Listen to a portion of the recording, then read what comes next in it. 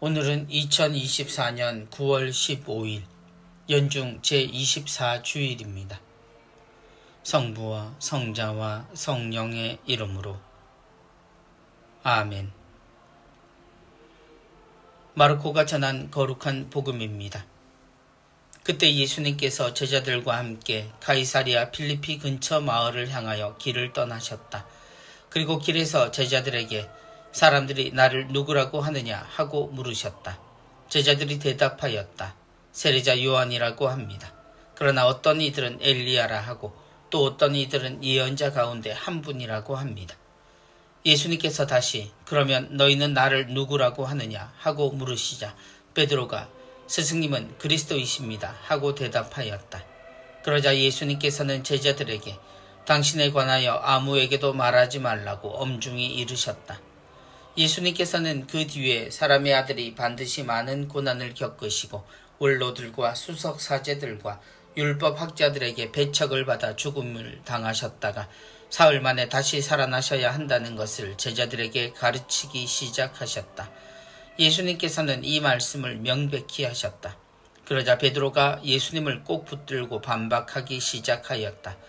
그러나 예수님께서는 돌아서서 제자들을 보신 다음 베드로에게 사탄아, 내게서 물러가라. 너는 하느님의 일은 생각하지 않고 사람의 일만 생각하는구나 하며 꾸짖으셨다. 예수님께서 제자들과 함께 군중을 가까이 부르시고 그들에게 말씀하셨다. 누구든지 내 뒤를 따르려면 자신을 버리고 제 십자가를 지고 나를 따라야 한다. 정녕 자기 목숨을 구하려는 사람은 목숨을 잃을 것이고 나와 복음 때문에 목숨을 잃는 사람은 목숨을 구할 것이다.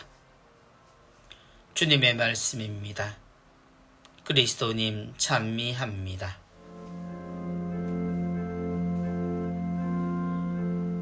사람들이 나를 누구라고 하느냐? 예수 그리스도는 사람이 되신 하느님이십니다.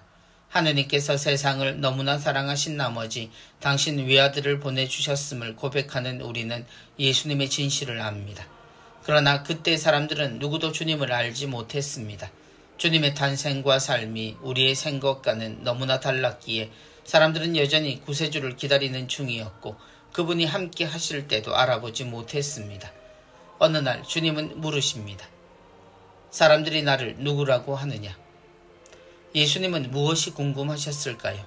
사람들이 주님의 정체를 알아듣기를 원하셨다고 하기에 주님은 너무 당신을 숨기셨습니다. 그런데도 당신의 제자들에게는 다른 모습을 보이십니다. 정말 궁금해하시며 베드로의 대답에 많은 것을 쏟아내십니다. 스승님은 그리스도이십니다. 주님 곁에서 살았던 제자들, 주님의 모든 말씀을 듣고 그분의 삶을 함께했던 제자들 중 베드로는 그를 죄인들 속에서 불러 따르게 하신 주님에 대해 너무나 정확히 이야기합니다. 하느님의 그리스도, 곧 하느님이 세우신 왕이요 예언자이며 사제인 구세주가 주님이시라 고백합니다. 사실 주님에 대해 사람들이 요한과 예언자라 부르며 짐작을 했지만 알아보지 못했던 것은 주님의 모든 것이 예언을 기대하던 이들의 모든 것과 맞지 않았기 때문입니다. 구세주라면 적어도 눈에 보이는 확실한 증거가 있어야 하는데 주님의 모습은 실망스럽기만 했습니다. 주님의 죽음에 담긴 나자렛이라는 말이 그들이 생각한 주님의 한계였기 때문입니다. 누구든지 내 뒤를 따르려면 자신을 버리고 제 십자가를 지고 나를 따라야 한다.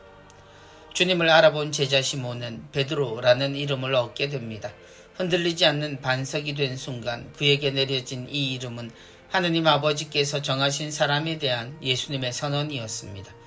주님을 바로 알아볼 수 있는 것이 아버지의 은혜임을 아셨던 주님은 당신이 태어나면서 자라고 살아온 모든 것이 아버지의 뜻이었음을 당신을 알아본 제자 시몬에게서 확인하십니다.